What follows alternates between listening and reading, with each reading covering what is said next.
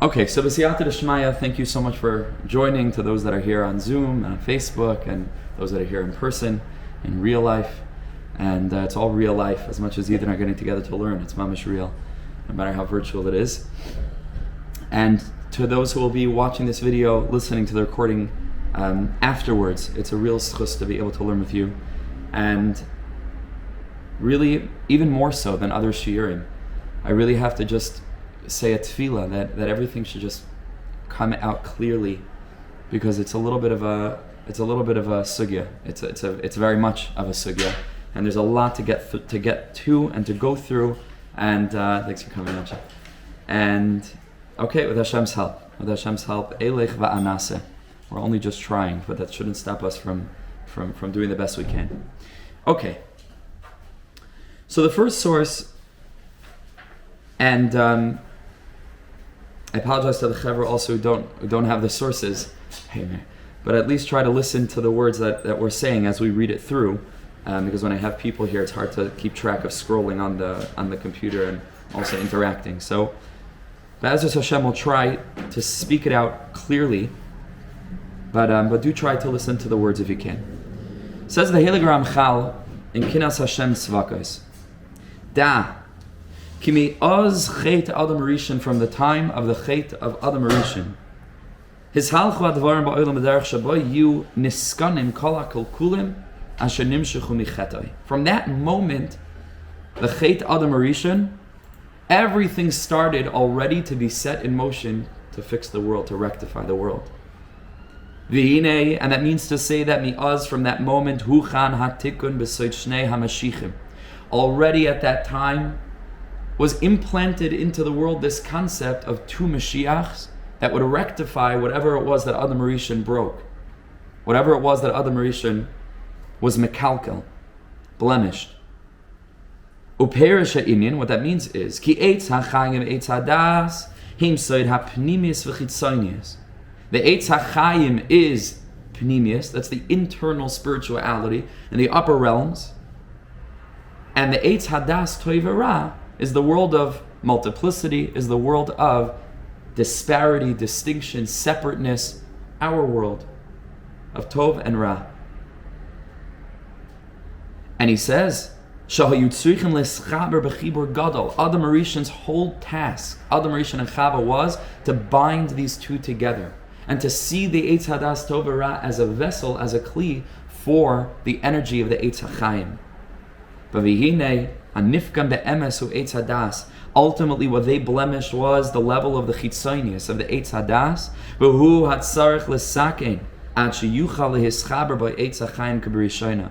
And that is what we, Be'ezus Hashem, all of us individually, and ultimately the Ruach of Mashiach, both Mashiach ben Yosef and Mashiach ben David, as we're going to learn, are rectifying throughout Jewish history as we get closer and closer to the end, to be mesakin, to rectify this separation that Adam and Chava caused between the Eitz Hadas and the Eitz HaChaim, seeing the Eitz Hadas as its own entity outside of its purpose to serve as a kli, as a vessel for the energy of the Eitz HaChaim. They were moved away from the Eitz. That's true. That's the point. Yeah. That's the point. It could have become a kli for the Ratzon of Hashem, in as much as they would have fulfilled that task, say Chazal, on Shabbos, it would have been mutter for them. Meaning to say, they would have rectified it. But it was the object of either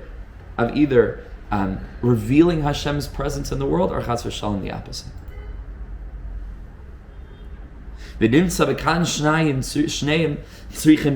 He says, therefore, we see from here that really both of them require rectification. The first thing that needs to be rectified is the level of the externality, the level of this world, the level of Olam Hazeh, to get it ready so that the penimiyus, the neshama, can come down into it and it has a ready vessel. The echad ha-penimiyus, and then to be mamshich the penimiyus down, the level of the Eitz HaChaim, she is chaber b'chitzonius, to cause it to flow down into the vessel of chitzonius. These are the two tafkidim. These are the two tasks at hand. And we find that Yaakov Avinu Shu Bechir Sheba Avos, who was the choicest of the Avos, Ume'in Shufra the Adam, and Chazal tell us that he was the likeness of Adam Rishon. Misham Vahala, from Yaakov Avinu onward, you begin to see the root of the tikkun of what Adam Rishon broke, both beside chitzonius and beside penimiyus, the kalim and the or, eitz hadas toivera and the eitz hachaim. How so? Nimsa inyan shnei hamashichim, because already from Yaakov Avinu you start to sense that there's the aspect of Mashiach ben Yosef and there's the aspect of Mashiach ben David, which we'll get into what that is in a minute. Shnei hamashichim eila hoilich u mizdami, they begin to appear in the world. And this is the reason that Yaakov Avinu marries Leah and Rachel. And Leah and Rachel kiyadua represent the two aspects of the Shechina, which means to say that Rachel is the aspect of chitzonius and Leah is the aspect of penimiyus. That's why Rachel is Yefas Tayer, Yefas Mara. She looks very beautiful on the outside, but Leah, Mamish, we don't even see her beauty because it's the hidden realm. It's called the Almadis Skasya. Leah is the hidden realm, and Rachel is the Almadis Galia. Therefore, Umileah hayatzarech latzes Mashiach ben David l'sakin penimiyus. From Leah comes Mashiach ben David that will ultimately imbue the kalim, the vessels of this world with a spirit of neshama from the realm beyond. That's why Leah is Yehuda, and Yehuda brings David HaMelech into the world many generations later. Mashiach ben David is rooted in the concept of Leah, who's the Almadei Skasya, who's the hidden spiritual realm above and beyond. Umi Rachel, Mashiach ben Yosef, Lasakin Achitzonius. And from Rachel comes Mashiach ben Yosef. The Mashiach ben Yosef's whole thing is what? Is to fix the kalim. So two Mashiachs have two very different tafkidim. What happens first is Mashiach ben Yosef. First there's the energy of preparing the world, the physical world, that it should be already keli. Things should be set up so that when a ruach comes milamala, there's vessels for it, there's a framework for it. What happened to the Eitz HaChaim? No one understands. No one ate from the Eitz HaChaim. That's true. The Eitz HaChaim doesn't need to be in Nisakin. It needs to be drawn. It needs to then be brought into the world. It remains as it remained. Their job was to connect the two by eating from the Eitz HaChaim and by seeing the Eitz Hadas Toivera as a potential for an encounter with Hashem, even though it represented this physical world. We don't. The Eitz HaChaim, the job of Mashiach ben David, as we're going to see, is not to do the work, is to create the potential for it to then be drawn down. Its whole thing is hamshacha. Because right now, again, it remains in the upper realm. We were actually just speaking about this when we were talking about Kutcha Bricha and Shchinte. So in a certain way, this is also the tikkun. The Shechina is being misakin the kalim in this world. And then as we're going to learn through Bittul, which we're going to get to, Be'ez Hashem, a lot to get to, then Ruach Milamala, it happens on its own. That's the spirit of Mashiach ben David, which is a revelation. Comes down from above. This is Mashiach ben David. Mashiach ben Yosef is the Avodah. As we're going to see all of this, we're going to develop it. Mashiach ben Yosef is preparing the Kalim. Then Mashiach ben David is that Ruach coming down from the Eitz HaChaim down into the vessels that were prepared. Two different energies. Ukfar Shamat, and he says we already said Shakilkala Atzmi Hayabichitzanias. Where was the pegam done? Like Shimon just mentioned, where was the pegam done? In the external world. And that's why everything was destroyed and everything was blemished, and now we have to be masakin that. We have to be masakin that all the time, and there are two levels. There's the working in the realm of chitzonius, being a human being, functioning in our own lives as we're going to learn each and every moment as we live to be conscious of HaKadosh Baruch Hu. And then there are great moments of revelation where, like in Yecheskel's vision, he sees these two elements. He sees first all the dry bones, if you remember, coming together to form bodies. And then what happens? A ruach comes mila'ela. This is the two energies, Mashiach ben Yosef and the Mashiach ben David. And Mashiach Yosef is creating the vessel, and then ultimately milamala, from above, comes the ruach of the Eitz HaChaim, the spirit of penimiyus, from the realm of Leah, from the hidden realm. And then we have a neshama and a guf. And this is the two Mashiachs, Mashiach ben Yosef and Mashiach ben David. Now, al pi penimiyus, Mashiach ben Yosef is always a reference to the male. Yosef HaTzadik bepenimiyus is the sphere of Yesod. That's the channel, right? That's the aspect of the dechura of the male. And David HaMelech is the sphere of Malchus. Malchus is the nekeva. Malchus is the ready vessel. The stage of activity is the stage of Yosef, like we said before, right? A practical, active work, preparing this world, getting this world ready, bringing everything together. All the bones are coming together. And we on our own, so to speak, as it were, through doing Torah and mitzvahs as much as we're able to, we're rectifying, we're purifying the vessels. And then ultimately the nekeva is the passive experience of being able to become a vessel so ready that the great light from above can come down within it and create something much more beautiful, which is the concept of a vlad, of a baby, that's produced from the union between the active male energy and the passive female energy. Together, that creates a davar shalim. Yosef and David. This aspect of male and female, active and passive. Ultimately, because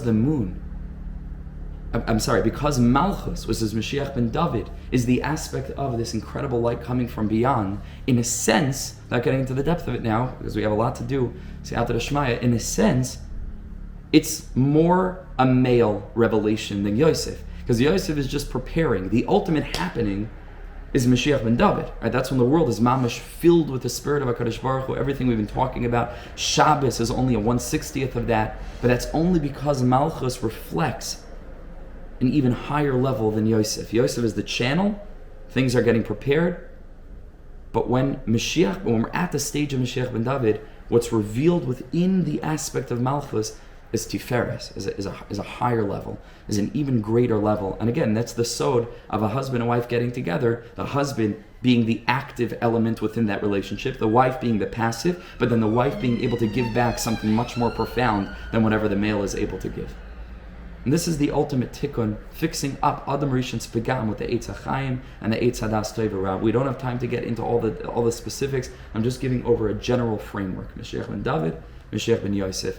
Mashiach ben Yosef is the preparation, and the Mashiach ben David is the ultimate tikkun, hashalem, of the penimiyus that imbues the chitzonius, them having already been prepared, or the chitzonius already having been prepared to create a davar shalim, to give this world, as it were, back to Hashem in a more perfect way than it was when He gave it to us in the first place. Ultimately, to fix everything that Adam Rishon broke, which is the side of Yaakov Avinu, who, in order to rectify both the Eitz Hadas and the Eitz HaChaim, not yet having been drawn down into the world of Eitz Hadas, Memela, he marries Rachel and Leah. Leah being rooted in the world of the Eitz HaChaim, that hidden spiritual realm, it's Mashiach ben David, and Rachel being Mashiach ben Yosef, connected to the Eitz Hadas Tov Ra, the side of Chitzonius, the side of Mashiach ben Yosef. That's just Hakdama of Hakdama. Keep that in the back of your mind. And now let's journey into the sugya of Neiros Shabbos. We're going to get back to that at the end. Says the pasuk in Yeshayahu, Im tashiv mi Shabbos raglecha. If you shall rest your feet on Shabbos, asayis chafatzecha, and rest from doing your things that you're busy with, b'yom kachi, on my holy day, v'karasa Shabbos oneg, and you shall proclaim Shabbos to be your oneg, your delight, l'kdosh Hashem mechubad, a pleasure in the name of the holiness of Hashem, l'kadosh, or to sanctify, so to speak, HaKadosh Baruch Hu, who's mechubad, who is glorious. V'chibadtai, and you shall honor Shabbos, me'asayis drachecha, holding back from doing all of what you ordinarily do on a regular day, mimtzei chevtzecha, from being involved in business matters and what you're regularly involved with, v'daber davar, and even the way that you speak on Shabbos. Of course, all these things are learned out. Right, all these things, the Gemara in Shabbos goes through all of these different elements that the Navi is telling us what's Kavod Shabbos And what's Oneg Shabbos? Not to speak business matters on Shabbos, even things that are not usher outright, but they're uvda nechal, the things that we do during the week, so we don't do them on Shabbos. But al kapanim, you see in this pasuk two starkly different ways that we relate to Shabbos in a way that's different than the week, which is Kavod and Oneg. V'karasel Shabbos Oneg, there's the concept of Oneg Shabbos, and then v'chibadatai, to honor Shabbos, means there's the concept of Kavod Shabbos. Kavod and Oneg. Says the Heilige Rambam in Hilchos Shabbos, Parak Lamed, last parak in Hilchos Shabbos, Arba Devarim Ne'emru B'Shabbos. The Rambam says there are 4 things that are said about Shabbos. Shnayim in haTorah. 2 of those things are said in Tanakh. In the Torah itself. Ushnayim midivrei Sofrim, and 2 are mentioned in the Navi. Vehem efayroshim al yedei Navi. Not only are they mentioned in divrei Sofrim in the Navi, but what is brought in the Torah is actually explained in the Navi, which is an amazing thing what the Rambam does here. Nobody gives a source for this, but this is how the Rambam learns this. Listen to this. Sheba Torah, it's written in the Torah, in the 2 luchos, Zachar as Yom HaShabbos and Shamar. To remember Shabbos, Zachar as Yom HaShabbos, that's in the first luchos. When it speaks about Shabbos, it says, we shall remember Shabbos, Zachar as Yom HaShabbos. And in the second luchos, it says Shamar, that we're expected to guard the Shabbos. The Nisparshu, says the Rambam, what does that mean on a practical level? Zachar and Shamar. He says that's what the Navi was basing himself off when he introduced the concepts of Kavod and Oneg. Amazing thing the Rambam does. Zachar and Shamar are themselves the forerunner for Kavod and Oneg. When Yeshayahu Hanavi mentions Kavod Shabbos and Oneg Shabbos, this is Shamar and Zachar. Shenemar, as the pasuk says in Yeshayahu, which we just read, V'karasel Shabbos Oneg Likdosh Hashem Mechubad. 2 elements, Oneg and Kavod, Zachar and Shamar. Says the Gemara in Shabbos. Rabbi Shmuel, Ayim the Mishnah, says that it's forbidden to light Shabbos candles with tar, very bad smelling material, fuel. Says the Gemara, my taima. We sort of just gave away the reason, but my taima, Amar Rava. Rava says because it smells very bad. Gzeira shemeyanichenu v'yetze. We're worried what's going to happen. He's going to withhold from lighting Shabbos candles because he comes to light them, it stinks, and he doesn't want to be there, so he goes out of the house, he goes out of the room, he's not interested. Amarle Abaye, says Abaye, I don't understand. V'yetze, so let him leave. Like, what are you so worried about? V'yetze, why can't he go? Amarle, Rava says, Sha'ani oimer hadlakas ner b'Shabbos chayva. Because Rava says, don't you know? It's a chiyuv to light Shabbos candles on Shabbos. So you can't just allow him, it's not optional. And therefore, if we're going to allow him to light with this fuel of tar, it's going to be a bad smell, he might not light, and that's an issue, because Neiros Shabbos, to light Neiros on Shabbos is a chayva.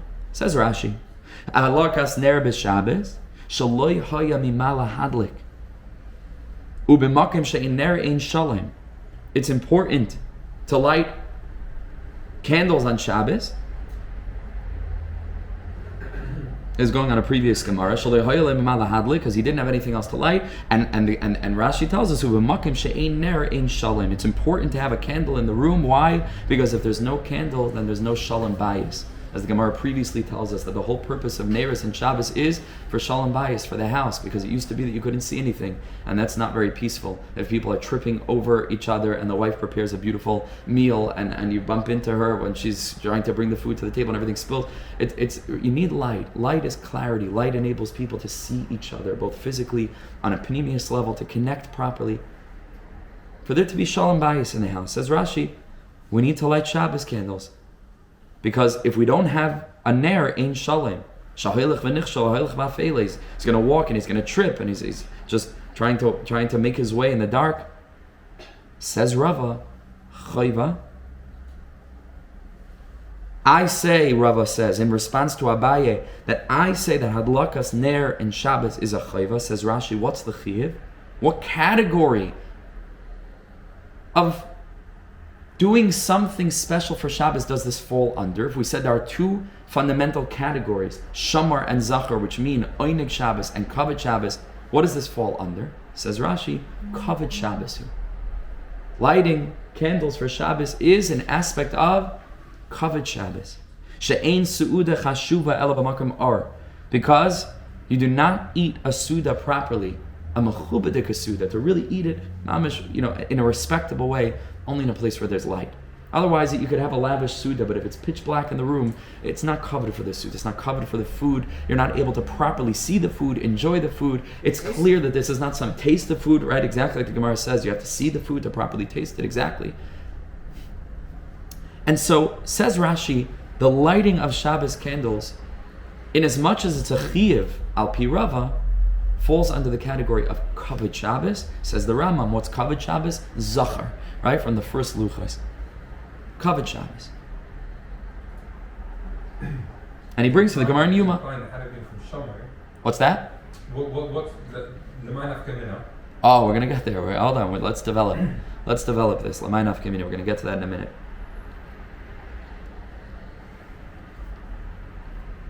Says the Rambam, also in Perek Lamed, a couple of halachas later, the Rambam learns like Rashi. Says the Rambam, you need to prepare your house from before Shabbos, because of Kavod Shabbos. You have to honor Shabbos. And the Rambam goes through a bunch of things there about what we need to do and prepare the food properly, and to prepare nice clothing, and to sweep the house. All these things is Kavod Shabbos. When Shabbos comes in, it should come into a matzav of kavod, that we honor Shabbos, and we're clearly demarcating the way that we treat Shabbos than the way that we treat Tuesday or Wednesday. Kavod Shabbos. And the Rambam includes in this category to have a ner Shabbos lit. V'yeh ner daluk. He should have candles lit, b'shulchan aruch, and the table set, le'echol, to eat upon it, umitu mitzas, and the bed should be made, shekol elu, l'chvoid Shabbos hain. Because all of this, says the Rambam, like Rashi, is for Kavod Shabbos.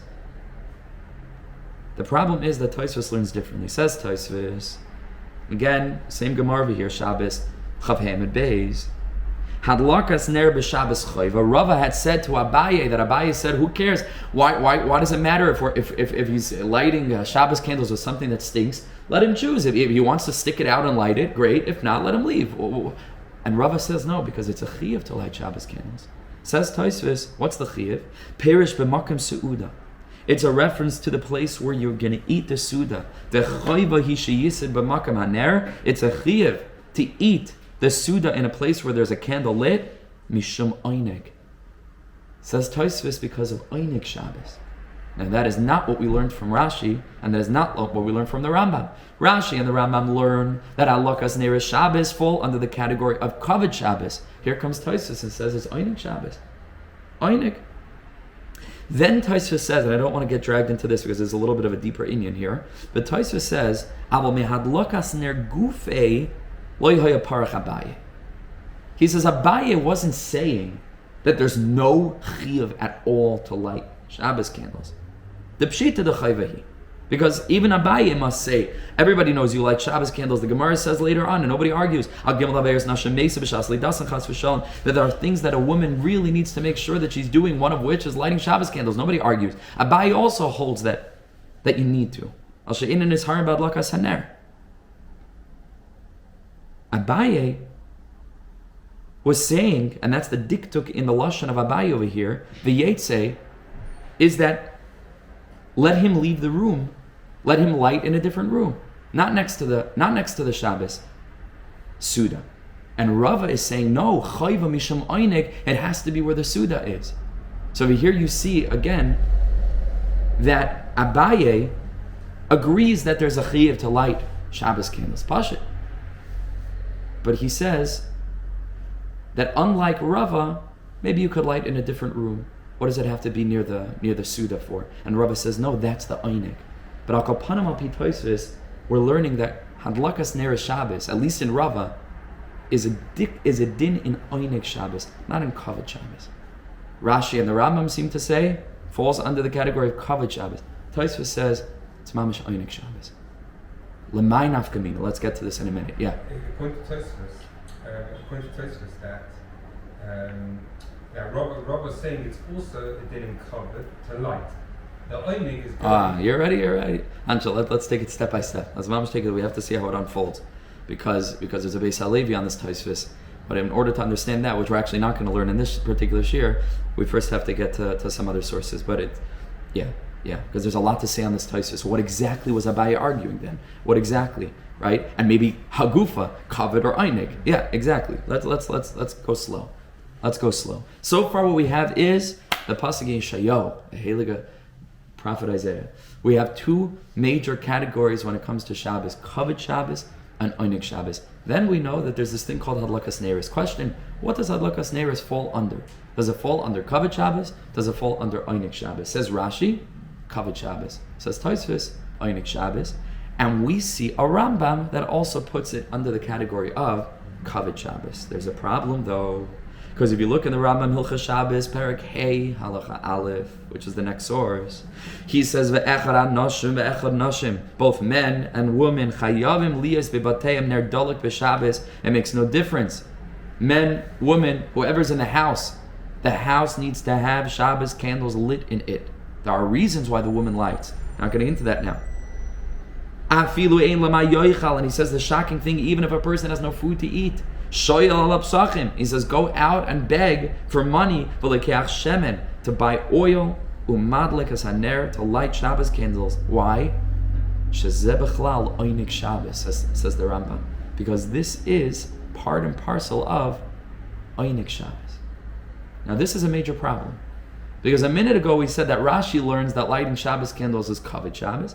Tosfos learns it's Oneg Shabbos. That's okay. They could argue, right? There could be a machlekes Rashi Tosfos with regard to what this is. But the Rambam, the Chavoid Va'atzmai, told us and says later on in Hilchos Shabbos, Kavod Shabbos. And over here he says Oneg Shabbos. It's a stira in the Rambam. Which one is it? Is it Kavod Shabbos or is it Oneg Shabbos? L'may nafkamina. I don't want to get bogged down into this either. So I'm just trying to develop something to get to the penimiyus of this whole sugya. But it's a very beautiful sugya. But it's a huge sugya. It's a huge sugya with other things that we're not able to really get into now. L'may nafkamina is, well, what if I have a candle that's lit from Tuesday? What if I have a candle that's lit from Tuesday? I'm going to enjoy it on Shabbos. If it's Oneg Shabbos, Oneg. But what about Kavod Shabbos? I didn't light it specifically for Shabbos. Do I have to put it out and relight it? That's a major nafkamina.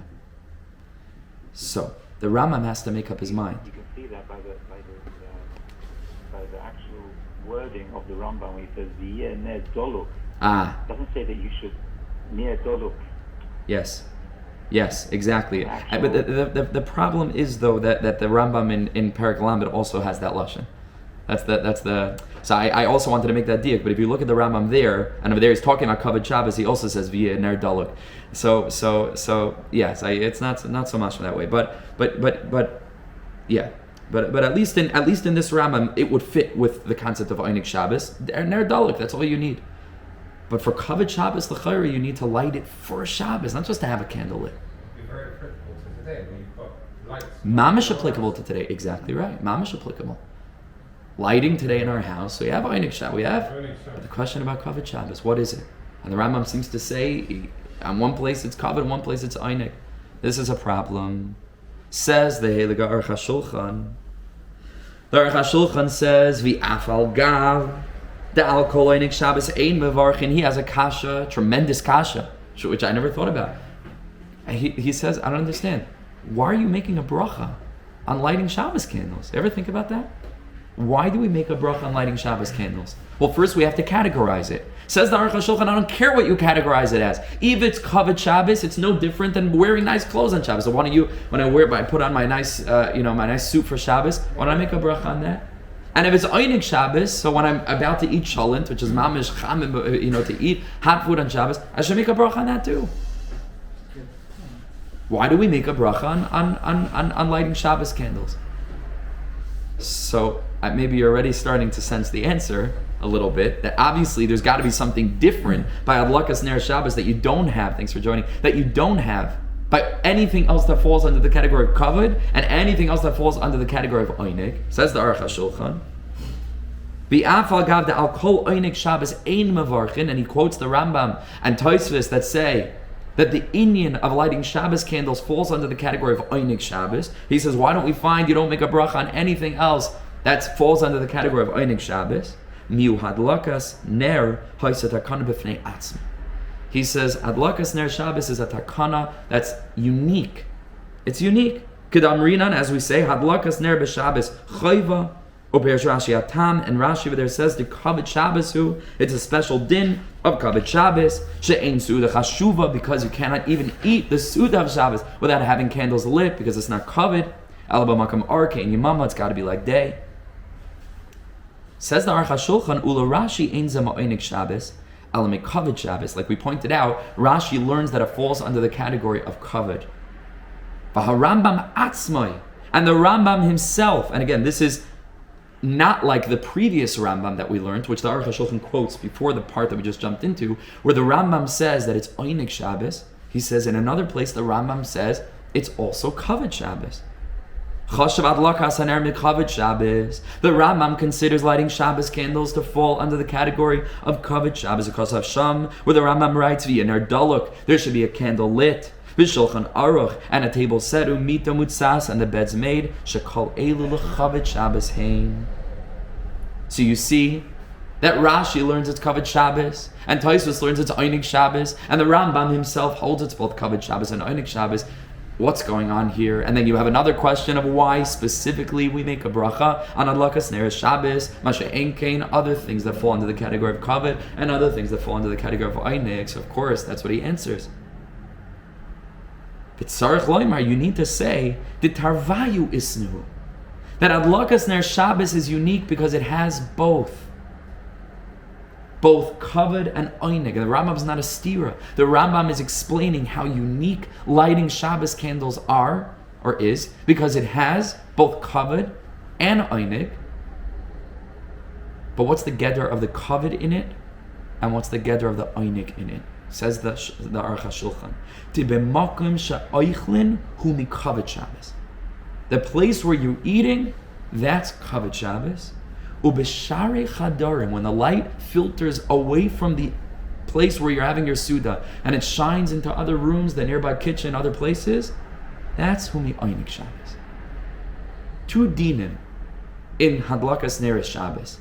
In the place where you're eating, it's mechabed the suda, it's mechabed the makom. That's Kavod Shabbos, like Rashi says. But the inyan of shalom bayis, which Rashi also brings, he says alludes to oneg Shabbos. That means to say that there's no machlokes Rashi and Tosfos. Maybe perhaps Rashi himself is alluding to both Kavod and oneg. Oneg when he says that it's for shalom bayis, because that's in all the places, all the rooms around, and then Kavod in the makom of the suda. The Aruch HaShulchan, of course, has a problem with Tosfos. Right, exactly, because Tosfos says, right, that Adarabah, Tosfos says that it's oneg Shabbos dafka in the makom, and he says Tosfos is a daichik, and he doesn't like Tosfos at all. Tosfos doesn't fit with this interpretation. Okay, leave Tosfos aside. But with Torah, you would argue that really showing bias it should be as in a Kavod Shabbos, not Why? Shabbos, because Why? With Torah, if you look at it, obviously Kavod Shabbos is going to be. If people are fighting, people are going to be arguing the whole time. That's not covered for Shabbat. It's true. It's more to do with honor, right? It's disrespectful. It's true. It's true. But let me put it to you this way. It's true. There's an aspect. It's biological. It doesn't really. So let me give you another perspective. Maybe that might help. The other perspective is that Kavod Shabbos are pluses. A plus. A plus. We put on something fancy. We make special food. It's Kavod Shabbos. We make our beds nicely the way that, some people at least don't make the rest of the week. We make the beds nicely. It's a plus. The inyan of Shalom Bayis is that if you don't have a candle lit, everyone's going to be fighting and there's going to be tsar. Memela, it's the elimination of a troubling situation. And so it's not exactly similar to the other things of Kavod Shabbos, even though you're right. Well, if people are stumbling over everything and they're banging their leg, that's not very Kavod Shabbos. But the etzem of it is, I would say, is more oneg than Kavod, right? It's to the elimination of tsar. But it's an excellent point. Okay. Says the Aruch HaShulchan, two things you have in lighting Shabbos candles. Kavod Shabbos in the place where you're eating, and Oneg Shabbos in the rooms around you. That you shouldn't fall over. And he finishes, and that's Pshat. The Gemara continues, that the word shalom in this pasuk is a reference to lighting Shabbos candles. Shalom, like he says, he's explaining Oneg, right? Because when there's a candle, there's shalom. You won't fall, and you won't stumble. Because unlike everything else that's just for Kavod Shabbos, or the things that are just Oneg Shabbos, Hadlakas Neir Shabbos has both. It has Kavod and Oneg. It's something special. You got to make a bracha on it. Something special. It has two things. He says the Chachamim were mesakin it as a chiyuv beyond every other chiyuv that's already from the pasuk Yeshayahu, where it says Shabbos Oneg and Kavod. No, this is its own mitzvah because it has both. It has an inyan of Kavod Shabbos and an inyan of Oneg Shabbos, which is why we make a bracha on the Shabbos candles, because they're mamish, the encapsulation of both Kavod and Oneg. It's its own thing. Its own thing. Now, the Gra, fascinatingly enough, in Ilchas Yantiv, without getting into the context of this Gra now, I just want to take just one line. The Gra makes a mighty distinction between Kavod Shabbos and Oneg Shabbos. A very simple chiluk. He looks at what the Rambam lists under Kavod Shabbos. He looks at what the Rambam lists under Oneg Shabbos, and he says, I see that there's a major distinction here. V'ratzaloymar, he says, Oneg hu b'Shabbos atzmai. The Gra says that the Oneg is on Shabbos itself, the Kavod hu be'erev Shabbos. That's the Rambam's geder. Anything that's Kavod Shabbos, you're doing before Shabbos. Anything that's Oneg Shabbos, you're doing on Shabbos. Now, of course, the Aruch HaShulchan doesn't fit with this Gra, because the Aruch HaShulchan just gave us an example of something that you're doing on Shabbos, which he learns is Kavod. Kavod in the place where you're eating, and Oneg in the other places. According to the Gra, there's no such thing. So if you did Gra, why would you make a bracha? Excellent. That's the next source. The Gra saying that Oneg is something that can be on Shabbos. Yeah. And Kavod can be on both Erev Shabbos and. It's not mashma that way. I mean, it's not mashma. He says Kavod hu be'erev Shabbos and Oneg hu b'Shabbos. I'm not sure. The Rambam hold that Kavod is both before Shabbos and on Shabbos. I have to think about that. But in the pashtus of the words of the Gra, seems to be a chiluk, right? That's the difference between Kavod Shabbos and Oneg Shabbos, which, by the way, I'll just whisper a reminder, according to the Rambam, which we're going to get back to, is Zachar and Shamar. He says an amazing thing. Apparently, according to the Gra, Zachar and Shamar are Erev Shabbos and Shabbos. Kavod and Oneg. Not necessarily a kasha on the Aruch HaShulchan. How so? Because you could say that still the lighting of those candles by where you're going to eat is still a covered. You've lit them before Shabbos. The person is not eating at home. It's not what he says. You're mechavin to the grizz, because that's exactly what we're about to see. Yeah. You're mechavin, but it's not mavur in the Aruch HaShulchan. He doesn't make that distinction of before after. He says, let's read it again. Dimamakim sha'eichlin hu Kavod Shabbos. That's a day in Kavod Shabbos, but when's that lit? Before Shabbos. Again. Okay. Conceptually, just what you were saying before. Theoretically, with a shoehorn, you can put it in there. In the concept of Kavod Shabbos is what I do for Shabbos. That's what I'm lighting. I'm doing an action to display Shabbos, to have that extra light on Shabbos. Not that it could spill over into my other rooms and I could benefit from that Shabbos. That's then annoying. All of a sudden, I was able to see in the corridor that I wouldn't have been able to see before. That's a then annoying. I mean, but I purposely light something before Shabbos that they are marking to marking. This is look Kavod Shabbos. That's the way I understood the Aruch HaShulchan. Okay. That's fascinating. I have to think about that. And you have to remember also, we're reading 4 lines in the Aruch HaShulchan. So you have to see what he says before this and what he says after this to see how he fleshes it out. That's not the ordinary way that people learn. The ordinary way of learning the sugya is that there are 2 approaches to the steer in the Rambam, the Aruch HaShulchan and the Grizz, which we're about to see. Okay, they're usually seen as saying 2 very different things. And the tachlis of this year is penimiyus ultimately, but we're developing the chitzonius, the halachas of it, the sugya of it, and we're going to demonstrate al pi penimiyus just how different they are, and they're very different al pi penimiyus, which we'll get to. Okay, but first we have is the Aruch HaShulchan says the Griz, Loshen Rambam Tzarich Ian. He says another problem with the Rambam Sheba Perik Hey Kasav, that in Perik Hey the Rambam writes Shedin Adlakas Ner Dafka b'Shabbos, that the din of Adlakas Ner Shabbos is on Shabbos. Let's just look back in the Lashon of the Rambam there. Via Ner Daluk, right? That there should be a candle lit. And then Ubeperak Alamed Kasav Shechiv Hadlaka Mi Ba'oid Yoim, that the chiv of lighting the candles is Mi Ba'oid Yoim. No, I'm sorry. I read the Rambam. Yeah, that's the right. Hilchah Shabbos Perak Alamed is where it says that it needs to be lit from before Shabbos, and over here in Halacha Hey it says there's Ner Daluk b'Shabbos, right? That there should be a candle lit on Shabbos. So he says, I don't understand. First of all, it seems like there's a stira. He doesn't even mention Kavod and Oneg, right? But like what's the Rambam mean to tell us? You need to light Shabbos candles mi ba'oid yoim from before Shabbos. Like obviously, of course you do. When else should you light the candles? On Shabbos. Heich shayach hadlaka b'Shabbos.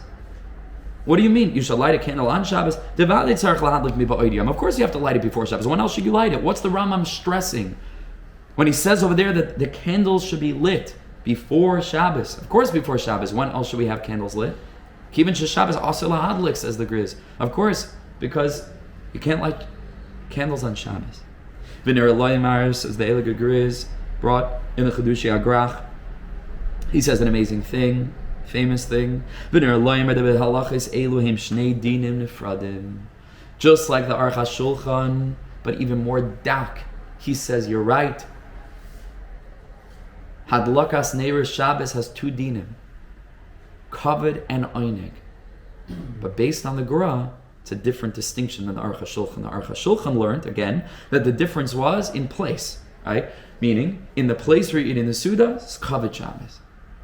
Whether that kicks in before Shabbos or it's only on Shabbos, we're not getting into that now, but place where you eat, it's Kavod Shabbos. And the way the light shines into other places, that's Oneg Shabbos. Says the Griz, he says, even more dak, there are two dinim in lighting Shabbos candles. There are two dinim, two aspects within the lighting of Shabbos candles. One of them is the aspect of Oneg in the lighting of the Shabbos candles, which is why the Rambam in one place includes it under the category of things that are Oneg Shabbos. And the Gam Mishum Kavod Shabbos, and it also has the aspect of Kavod Shabbos. How so? He says, there's a fundamental distinction between them. The din Oneg Shabbos shaykh b'Shabbos atzmai. And again, over here he seems to be alluding to this gra. The things of Oneg Shabbos are on Shabbos themselves. U'kamashar dinim shal Oneg, like any other din of Oneg, kamayachilo, shia, eating, drinking. Mashe'en kein b'din Kavod Shabbos. Kavod Shabbos that requires me to do something before Shabbos, right, which is included in the aspect of honoring Shabbos, that's something else. So there are two dinim of lighting Shabbos candles. There's the Kavod Shabbos aspect, which kicks in when? Before Shabbos. And then, all the while that it stays lit, up until and on Shabbos, that's when the Oneg Shabbos aspect begins to shine. Kavod Shabbos before Shabbos, Oneg Shabbos on Shabbos, the same candle. Same candle, two facets. What's that? It is by default. Excellent, Amish, you're picking. Yes, by default. By default, something kicks in. Amazing thing. That's why it's more dak than the Aruch HaShulchan. And we're going to talk about penimiyus in a second, how different these things are, which is a pella. But we're going slow. And he proves it because the gam im yitzur hadlaka b'Shabbos atzmai. He says, if you could imagine some way that you're putter from the din of or the asay, or the lois asay, of not, that a lois of our eish b'chol masher seichem Shabbos. Just imagine, all of a sudden Hashem comes to you and He says, you're absolved of this din. You're allowed to light a candle on Shabbos. And you light it, guess what? You are only Yotze Oneg Shabbos with that candle, not Kavod Shabbos. Kavod Shabbos is before Shabbos. You could do whatever you do the same thing on Shabbos. The aspect of Kavod Shabbos is missing. Kavod Shabbos is only Erev Shabbos and not on Shabbos itself. Ubezeh shaper miyushav lashon Rambam. And he says over here, this fits with what the Rambam says. In the Perek Hey, and over here he speaks out that stira, which is how we framed it in the Aruch HaShulchan. The Rambam is talking about things that are Oneg Shabbos. He says hadlakas neir Shabbos is Oneg. That kicks in on Shabbos itself.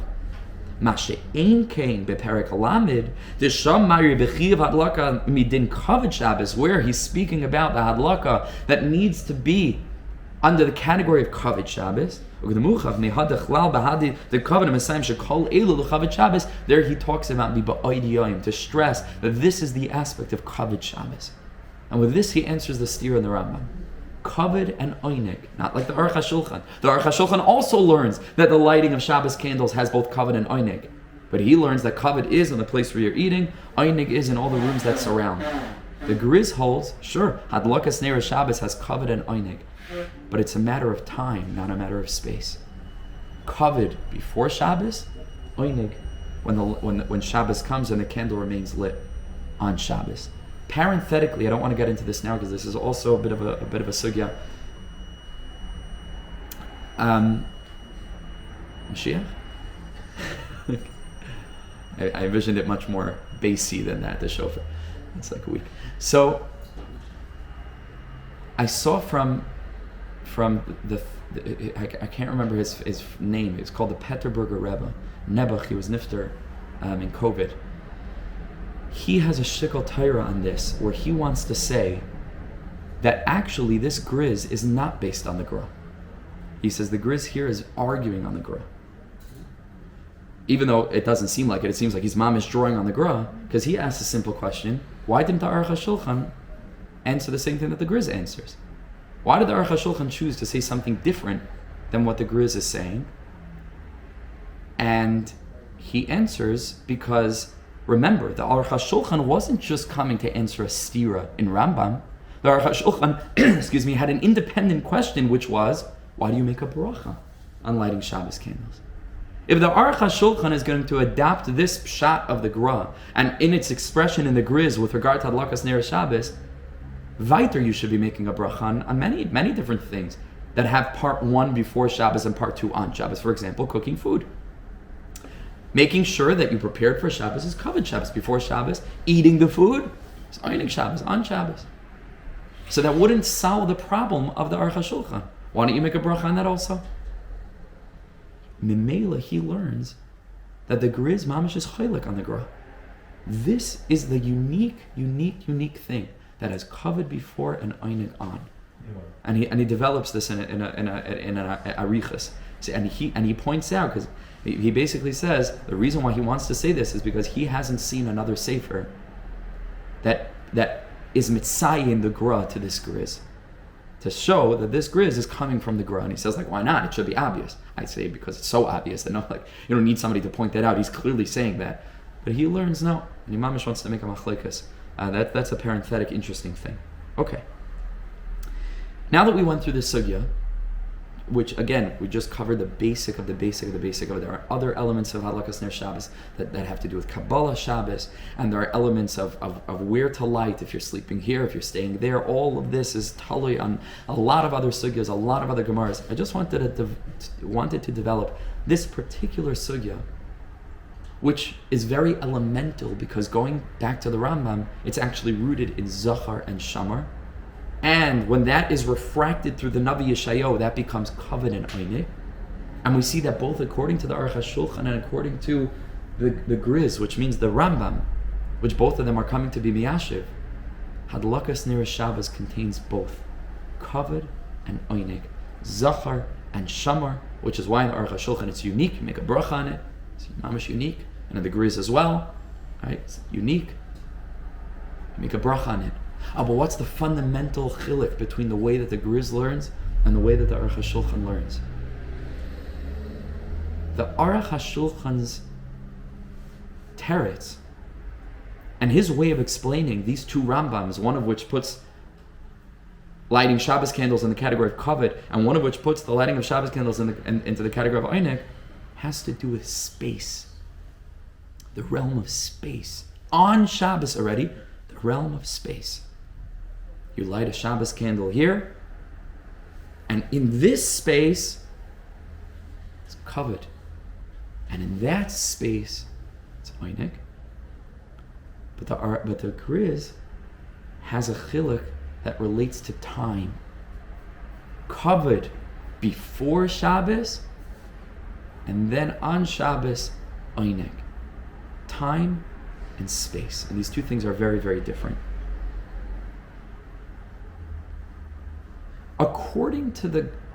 Just to develop this a little bit deeper, a few minutes left. To develop this a little bit, we start a little bit late also. To develop this a little bit deeper. In as much as Zachar and Shamar become, let's look back at that Rambam, become themselves Kavod and Oneg, according to the Aruch HaShulchan, at least in the context of Adlakas Neiros Shabbos, Zachar means here. According to the Aruch HaShulchan, Zachar means here. And according to the Aruch HaShulchan, Shamar, which is Oneg, means there. Right? Zachar is Kavod, according to the Aruch HaShulchan, here, in this place where we're eating the Suda, the center of the Shabbos table, the focus point of Shabbos is the Shabbos Suda, right? Here. Oneg is there. According to the Griz, Zachar, which is Kavod, is now. And Shamar, which is Oneg, is then. Here and now, and there and then. Or in the Aruch HaShulchan again, here and there, and the Griz, now and then. Okay. Now, Chaver, let's try to talk about penimiyus. Siyata Shmaya. It's very delicate and it's very deep.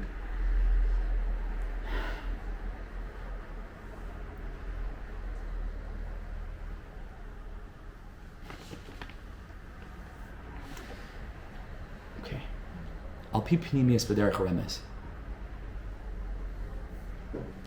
Shabbos, 1/60th of the day to come, the great Shabbos to come, is mamish the world that's mitukan, that's fixed, it's complete.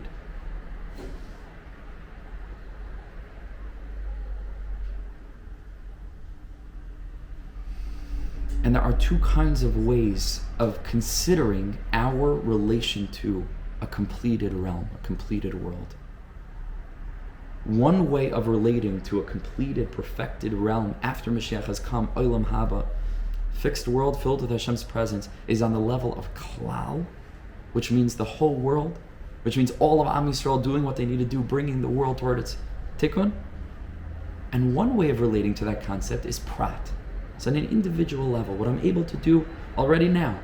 Even while I'm still in Galus, karva al nafshi, we say in L'chadaidi, ga'ala, come close to my own nefesh and redeem it. What do you mean redeem it? You're still in Galus.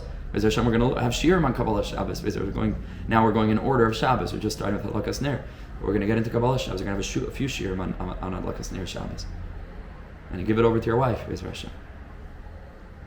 And to all the women that are listening or watching, changes the whole way we think about what we're doing. When we know what we're doing, it's something else.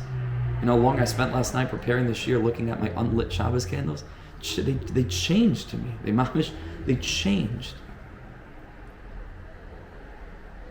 Something else. It's neshama in it. Klal and prat.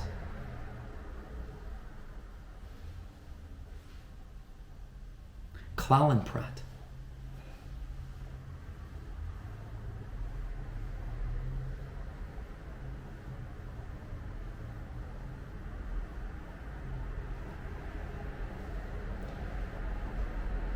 Zachar and Shamar are themselves related to male and female.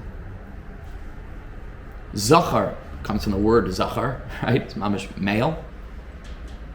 And it's an active tenaseh, remembrance, extroverted energy, male energy. Shamar is passive, just don't do. Shamar is the mekabel, Zachar is the mashpia. Penimiyus, the mekabel is the greatest mashpia there is. Zachar and Shamar. Okay. Well, if Zachar is Kavod Shabbos and Shamar is Oneg Shabbos, then using the model with which we began, we have another 5 minutes. HaTorah of Mashiach ben Yosef and Mashiach ben David. Mashiach ben Yosef being the energy of the male, Mashiach ben David being the passive energy of the female, which just allows that higher energy of the Eitz HaChaim to come drawing down into the kelim that were prepared. Then with regard to Hadlakas Ner Shabbos, the same thing applies. Kavod Shabbos is the aspect of Mashiach ben Yosef. It's the male aspect, the active aspect, doing something, getting something done, preparing the world. That's mamish Kavod Shabbos. Before Shabbos, preparing the world. The Oneg Shabbos, the Bechina Mashiach ben David. It's the thing itself. After everything's been prepared, Ruach Mile'ela, the female energy. The Levana, like we've been learning about, that reflects all the iris. Specifically because it is nothing. It does nothing, right? Specifically because it's passive.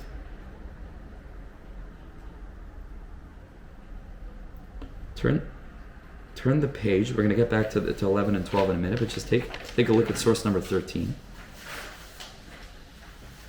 The Pasuk Yeshayahu says, HaKatoin Yiyeh le'elef, referring to when Mashiach comes. The Katoin, which the Malbim says is talking about Kamos, that which is small, Yiyeh le'elef, will become incredibly big. V'hatzair, and that which is young, L'goy atzum, will become a tremendous nation. Ani Hashem bi'ita achishen. I am Hashem bi'ita, at the right time, in its time, achishena, and right away. Say Chazal, two aspects of being Zoicha to Mashiach. If we're doing what we're supposed to do, achishena will come right now. But ultimately, if we're not Zoicha, so then bi'ita, there's a time that Hashem will send Mashiach. Mamash, open your hearts to this. I wonder if there's MS to it. I don't know. But I think there may be. And I certainly think that there's value in it. Demonstrating how there's a penimiyus to every sugya, even Ashreinu, like the Aruch HaShulchan and the Griz. If you drill down deeply enough, every single word you learn in any sefer, could have been written yesterday, has a pshat, remez, drush, and side. Whether they were mechaven to this or not, makes no difference. They're deeper elements. That's what I'm trying to give over in this year. It's a little bit more halacha oriented than the previous year. Open your hearts. The pasuk makes reference to two things: hakatan, which becomes elef, which we said katan is just small and it becomes big. V'hatzair, which is young, that eventually grows up and it becomes old. What's the fundamental difference between these two? Same thing: space and time. Katan is space, like the Malbim says, be'echus, very small, and then it becomes massive. Sa'ir is just a matter of time. Like Rabbi Yossi says, memela, he will grow up eventually. Sa'ir is young. That's the deficiency. What happens when someone's young? They grow. They get old. L'goyatzum. Time and space, and then be'ita and achishena, in its time and achishena. Chaver, here's what I want to say. Siyata d'shmaya, chiddush. I want to say that the Aruch HaShulchan and the Griz are talking about two aspects of the same thing. Both of them are maskim. They're talking about Mashiach ben David and Mashiach ben Yosef, or rather Mashiach ben Yosef and Mashiach ben David. Shamar, Zachar rather, and Shamar. Kavod and Oneg. Both are maskim. I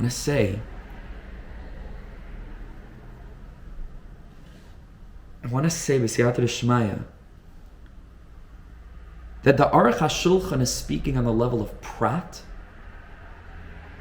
and the Griz is speaking on the level of klal. On the level of prat, or let's start first on the level of klal, this is the concept of be'ita. There will come a time when Mashiach comes for the whole entire world. And before that time, we're just preparing and we're waiting. And that's the klaliest perspective the Griz is giving over. And in that sense, it's time-oriented. We need to do what we can to prepare the world as much as we can. And there will come a time, be'ita, Shabbos comes in, boom. Like Yossi said, memela. We move into Shabbos, Kavod, Mashiach ben David, Oneg. The thing happens. But in the aspect of Achishena, which we can learn through the prism of prat, which means that even when I'm still in Galus, I can already taste Geula a little bit. Says the Aruch HaShulchan, it's not a matter of time, that you have to wait some time in the future. It's a matter of space. It's already kayam. It's not a davar shaloi bala oilam. It hasn't happened yet. It's here. The question is, can we prepare our lives in the moment, in the area of our ruchnius, in the place where you're eating the Shabbos Suda, at the focal point, so strongly that it starts to shine into all other aspects of your life that you already have. Where the R, because you've readied your vessels, is able to then be tasted and perceived in every aspect of your life. The Aruch HaShulchan's hakatan yila elef is achishena, and the Griz's perspective of hatsair, which is time, is associated with be'ita, klal and prat, two completely different ways of viewing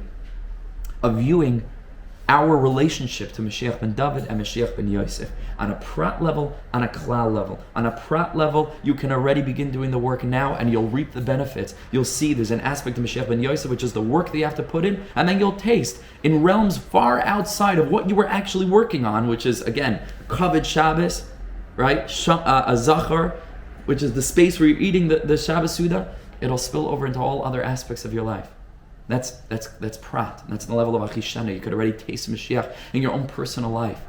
And then we can't take our eye off the ball of the Griz, which is the klal, which is as the world gets closer and closer to Mashiach, we're putting an effort, but klalius, it's all the aspect of kavod. It's all the aspect of zachar. It's all the aspect of the male energy of Mashiach ben Yosef. We're preparing the world. And then be'ita, Shabbos comes, okay, it's a different world. And we have to have our eye on both of these things, the level of the individual rectification and the level of the collective rectification. The Aruch HaShulchan's hadlakas ner Shabbos and the Griz's hadlakas ner Shabbos. These two things. Take a look for a second back at the source, and with this we're coming to an end in 2 minutes. Says the Shulchan Aruch, Yezahir lasois ner yafeh v'yesh mechavnim lasois shtei psilos. Right? Be'ikar adin, the minhag at least is to make at least two. And then there are many, many different minhagim, but at least two. Why? Echad keneget zachar, ve'echad keneget shamar. One keneget zachar, one keneget shamar. Says the Eliyah Rabbah, he adds, v'yesh aimrim neged ish v'isha. Which, al pi what we're saying is mamish oto davar. Ish v'isha is zachar v'shamar. Is Mashiach ben Yosef, ish, level of Mashiach ben David, Malchus, which is the Bechina of Isha. Fascinatingly, the candle itself has both of these aspects, the wick and the flame. The wick being Mashiach ben Yosef, it's just the kli, it's just the preparation, and then you strike the match and you light the flames. That's already Mashiach ben David. These two things being bound together. So again, in every Ner Shabbos that you look at, you see all of these things. Because every Ner Shabbos has Kavod and Oneg. In and of itself, you look at it, Kavod and Oneg. But I would suggest, and this shiur may take reviewing because it took me hours and hours and hours to prepare and to give over. I'm just being mitzamtzim, but it takes you'll go back and you'll look over the sources. And I want for myself that every time I walk into my house and I look at the two candlesticks, I see the Aruch HaShulchan on one side, I see the Griz on the other side. I see two symbols for our relationship with Mashiach. What I know I need to be doing in my own life, where I can in this moment already begin to taste Mashiach ben Yosef, Mashiach ben David, the Aruch HaShulchan, and the Griz which relates to time. Our tikkun as part of the klal as the world comes closer and closer to Mashiach. Fascinatingly enough, these two elements of Mashiach ben David and Mashiach ben Yosef, of the Ish and the Isha, are also connected to Nefesh and Ruach. Nefesh is just the lower body soul, just the animal soul, ki adamo nefesh, keeping the body alive. And then the ruach is the higher element. Of course, the Rosh Hashanah of ruach and nefesh is ner. That's the ner of Shabbos. Ruach and nefesh is kavod and oneg, is zachar and shamar, is Mashiach ben Yosef, Mashiach ben David, is both. Now, just to end, last thing, why is it then that zachar is in the first luchas and shamar is in the second luchas? On a simple level, we explain zachar comes before shamar. But it's deeper than that. The first luchas are luchas pre-sin. They're given to us, paskizu amasam, everything is going as it should. We're hurtling along and it looks beautiful on the outside. In a pre-sin relationship, it's very formal. It's very formal. Everything is a bechina of din. HaKadosh Baruch Hu relates to us, we relate to him, we're doing what he wants, he loves us because we're doing what he wants, and we have a relationship. But the deepest fixing, dafka, is post-sin. The deepest fixing of Mashiach ben David, that the whole inyan of David HaMelech is what? Is tshuva. Because it's connected to the concept of shamar in the second luchas, oneg Shabbos, Mashiach ben David. That lends itself to a certain bittul, to a certain sense of, wow, I don't have things together. And HaKadosh Baruch Hu still has a relationship with me. I'm still able to connect to him. The world is broken in my own life and in the klalius of the world, prat and klal. But I can go ahead and to work on my Mashiach ben Yosef aspects, and I can work on my Mashiach ben David aspects. Pre-sin luchas, post-sin luchas. The luchas of external things working out, and then the luchas of internal. The luchas of brokenness, the luchas of post, the luchas of tshuva, the luchas of tapping into HaKadosh Baruch Hu on the level of a relationship, the internal aspect, when I have nothing, but dafka there is the biggest kli for the ruach from above. That's the greatest nefesh. Leiv nishbar v'nidke elikim le'sivzeh. It's a broken heart that HaKadosh Baruch Hu dwells within. That's the aspect of the post-tshuva luchas, which is the second luchas, the luchas shniyas, that therefore they contain the word shamar, which is an aspect of Mashiach ben David, which is an aspect of oneg Shabbos, which is an aspect either according to the Aruch HaShulchan or according to the Griz, both in klal and prat, of things becoming completely infused with that light of tikkun, with that light of total fixing that only happens after there's a stumble, so to speak, where Mashiach ben David and Mashiach ben Yosef can be put together. And this, of course, is why Chazal tell us, Zachar v'Shamar b'dibur echad. Ultimately, they're one. Ner, nefesh, and ruach. That one flame, it has to have Kavod and Oneg, because Zachar and Shamar are Kavod and Oneg b'dibur echad. And that, my friends, is the side of halachic ner Shabbos, or at least one facet of it. That's this incredible thing when you walk into your home Friday night and you look at those candles. Don't just, walk by them. Oh, it's beautiful. There's so much depth in it. Stand, you'll mamish see messages that all of us need in the deepest way, to be able to look and to see, this is the whole story of the way the things were and the way and the things that happened along the way, and how we're marching toward tikkun. B'dibur echad, the whole story is foretold from the beginning. HaKadosh Baruch Hu knows this is all part of history. Hashem knows things are going to break, and when things break, then we get the potential to move toward tikkun. All of that is encapsulated in these two neiros, Shabbos, Kavod and Oneg, Shamar and Zachar, time and space, prat and klal, as we see the chart before us that I wrote, that you can take with you and even keep next to the candles, and you just glance it over. If you review the shiur and you have it clear, you can look this over for a second. You see, two neiros. This is what they represent.